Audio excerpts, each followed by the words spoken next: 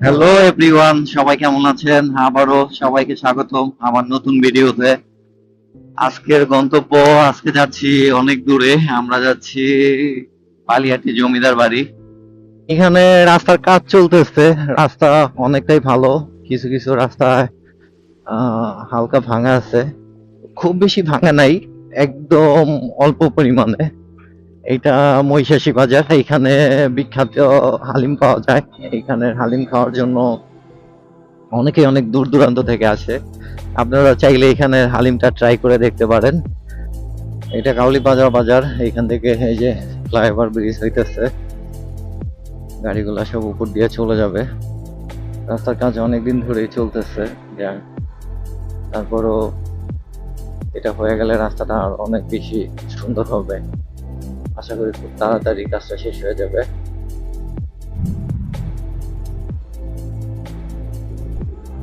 বরাবর এই জায়গাটা আমার ভালো লাগে অনেক।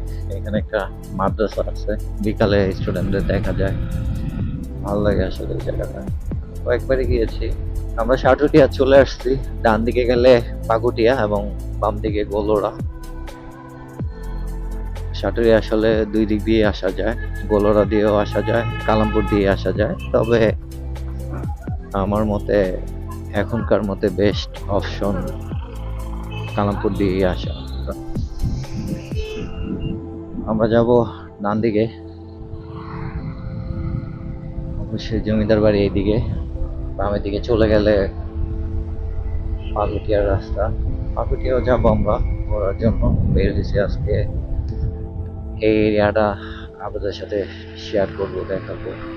2:52, 4টা থেকে হয়তো বা খেলা শুরু হয়ে যাবে।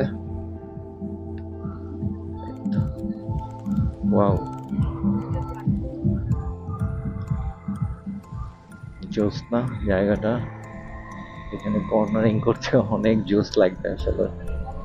তো আমরা চলে আসছি বালিয়াটি জমিদার বাড়ি। এইটা বাহিরের লোক, আপনাদের একটু পরে দেখাইতেছি ভিতরের লোক, ভিতরে কি অবস্থা, কিভাবে কি। এইটাই সেই বালিয়াটি জমিদার বাড়ি। এইখানেই আগের জমিদাররা থাকতো। এই যে অনেক সুন্দর, অনেক বড় আসলে। ভিতরে গেলে আরো দেখা যাবে, চলেন যাই ভিতরে। ভিতরে যে দেখি কি অবস্থা, আরো আপনাদের দেখাই। এত সুন্দর আসলে রাজবাড়িগুলা ছিল আগের। তো আমাদের, ও আচ্ছা, এই যে আমাদের সাথে আছে দিলন সোহেল। হ্যাঁ, না, রাস্তার কাজ এখনো মানে 90% হয়ে গেছে। দ- এ- এই এই দুইটা কাজ হয়ে গেলে উম, একদম 100% হয়ে যাবে আর কি। এই যে ঢোকার রাস্তাটা খুবই সুন্দর আসলে, এই যে দেখার মতো। এখান দিয়ে যেতে হবে আপনাদের ভিতরে। এই যে এরকম একটা সুন্দর একটা ভিউ পাবেন, মানে অনেক সুন্দর একটা ভিউ পাবেন। এটা হলো বাড়ির পিছনের সাইডটা। এই জায়গাটাও অনেক সুন্দর। এইখানে বলে নেই, আপনাদের ঢুকতে হলে এন্ট্রি টিকিট লাগবে পার পারসন 30 টাকা, এবং বাইক থাকলে বাইক পার্কিংয়ে লাগবে 25 টাকা করে। খুব অল্প টাকার ভিতরে আসলে খুব সুন্দর একটা জায়গা, আপনারা ঘুরতে পারবেন। এটা ছিল আগে জমিদারের জেলখানা। এই জেলখানার ভিতরে কয়েদিদের বন্দি রাখতো। এই যে সুন্দর একটা পুকুর এইখানে, এই যে আপনারা দেখতে পারবেন। জায়গাটা অনেক সুন্দর আসলে, সময় কাটানোর মতো। বিশেষ করে পরন্ত বিকেলে এরকম একটা সুন্দর সময় কাটাতে আসলে ভালোই লাগে খুব। এইখানকার পুকুরটাতে এর আগে আমি অনেকবারই আসছি। তখন আমি অনেক লাল পদ্ম ফুল, শাপলা ফুল, অনেক কিছুই দেখছিলাম, কিন্তু এইবার ওরকম দেখতে পারলাম না।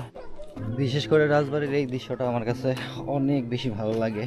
এই জায়গাটা সবচেয়ে বেশি সুন্দর লাগে আমার কাছে।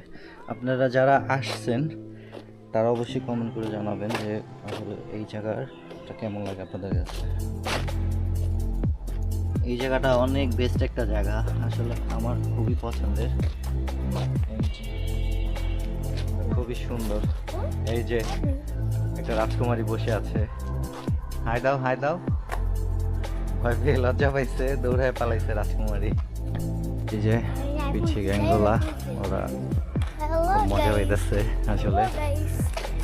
এইখানটাও আসলে দেখানোর মতো সুন্দর। আমার তো এই জায়গা থেকে আসলে যাইতে ইচ্ছা করতেছে না, অনেক সুন্দর একটা। ওয়াও,